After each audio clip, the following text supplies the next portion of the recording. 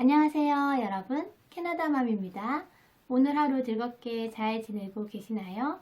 이곳은 마침 한국의 가을 같은 날씨가 시작되어서요. 정말 한국의 가을이 문득 생각나는 그런 날이었습니다. 작년 이맘때쯤 저희 둘째 아이가 독감으로 고생을 했었어요. 그래서 오늘은 캐나다의 병원에 대해서 한번 이야기를 해보려고 해요. 많은 분들이 이미 알고 계시듯이 캐나다는 전 국민의 무상의료가 굉장히 잘 돼 있는 나라잖아요. 근데 그만큼 대기 시간이 굉장히 길어서 많은 분들이 불편함을 호소하곤 하시는데요. 저도 맨날 듣기는 했지만 직접 체험하지 못했기 때문에 얼마나 힘든 대기 시간인지를 잘 몰랐어요. 그런데 제가 아이가 아파서 병원에 직접 가보니 정말 몸소 체험하고 나서 대기 시간이 정말 힘들다는 것을 알게 되었어요. 저는 한국에서 아이가 조금만 아파도 병원에 이렇게 쪼르륵 달려가는 그런 엄마였기 때문에요. 병원을 잘도 가고 또 약도 잘 받아와서 아이에게 잘 먹였었어요. 그래서 이제 이곳에서도 아이가 밤새 너무 열이 나고 아프길래 제가 고민하지 않고 다음날 아침에 이곳 병원에 워크인 클리닉이라는 곳에 문이 열리기도 전에 갔어요. 아이를 데리고 갔는데 정말 저보다 일찍 온 분들이 많이 앞에 서 계시더라고요. 그래서 저도 이제 문이 열리기 전부터 줄을 서 있다가 이제 진료를 보러 들어갔는데요. 접수하는 것도 시간이 걸리고 또 진료를 받을 때까지도 정말 시간이 한참 걸렸어요. 지치고 또 지칠 때쯤에 이제 저희 이름이 호명돼서 저희 아이와 함께 진료실로 들어갔고요.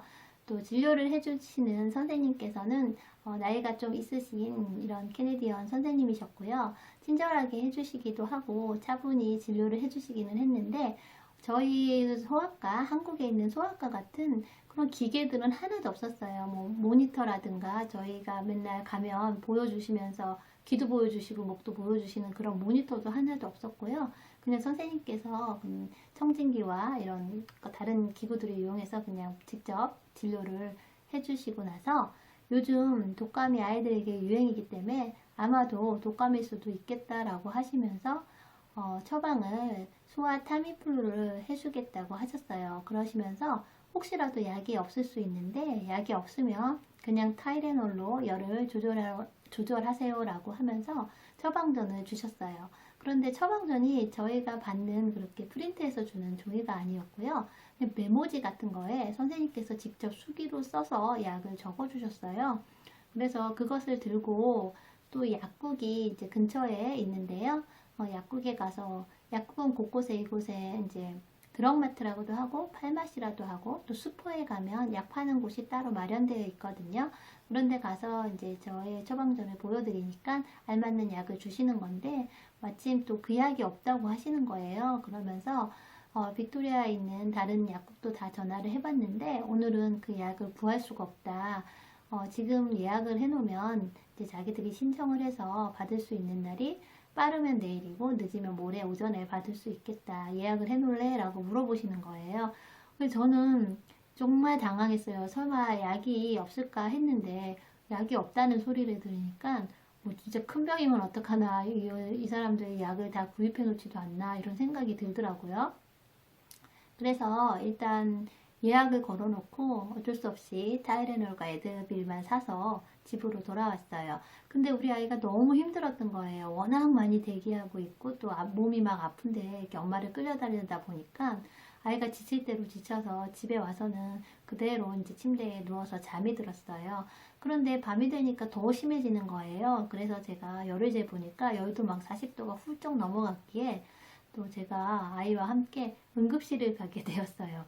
타미플루를 꼭 먹어야 되나 뭐 이런 생각도 들고 응급실 가면 주겠지라는 생각도 있어서 급히 아이와 함께 응급실을 갔어요.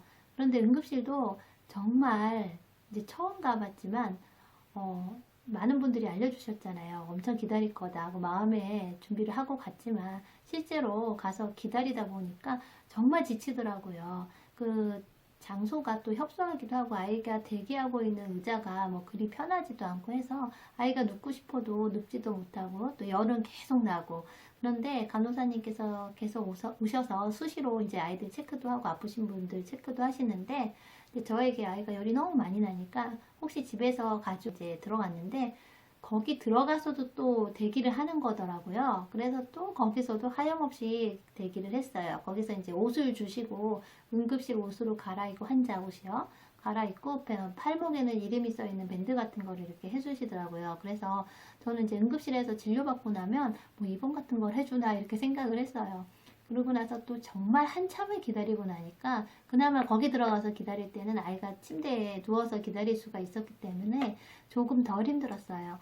이제 선생님께서 오시더라고요. 그래서 오셔서 보시더니 워크인 클리닉에서 선생님이 하셨던 거하고 똑같은 진료를 해주셨어요. 이제 손으로 만져보시고 배도 만져보시고 뭐 이제 다 머리도 만져보시고 눈도 보시고 이런 식으로 진료를 하시더니 독감일 수도 있겠다라고 또 말씀을 하시는 거예요. 그래서 제가 그래서 이제 워크인에서 약을 처방 받았는데 타미플루를 받지를 못했다. 약이 떨어졌다고 하더라 라고 얘기를 했더니 의사 선생님께서 그런데 타미플루 안 먹어도 된다고 하시는 거예요. 부작용 걱정도 있고 아이가 독감 예방 접종을 맞았으니까 걱정하지 말고 자연스럽게 나을 거니까 집에 가서 물 많이 먹이고 잘 먹이고 쉬게 하세요 라고 말씀을 하시는 거예요. 그게 끝이었어요. 그래서 저는 왜 내가 와서 여기서 이렇게 기다렸을까라는 생각을 하면서 주섬주섬 또 이제 아이와 함께 집으로 돌아왔어요.